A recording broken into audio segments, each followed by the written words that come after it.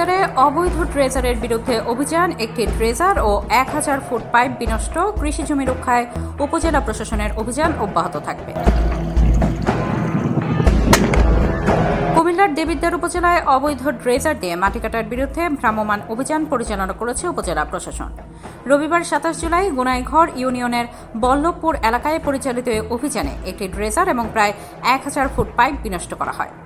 অভিযানে নেতৃত্ব দেন দেবিদ্বার উপজেলা সহকারী ভূমি কমিশনার ও নির্বাহী ম্যাজিস্ট্রেট মোহাম্মদ ফয়সল উদ্দিন।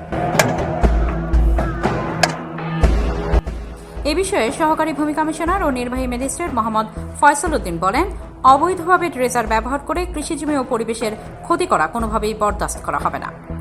কৃষিজমি রক্ষা এবং অবৈধ মাটি কাটা বন্ধে উপজেলা প্রশাসনের নিয়মিত অভিযান অব্যাহত থাকবে। আইন অমান্যকারীদের বিরুদ্ধে প্রচলিত আইন অনুযায়ী কঠোর ব্যবস্থা গ্রহণ করা হবে। শাহ শাহিদ উদ্দিন, কুমিল্লা ক্রাইম বার্তা।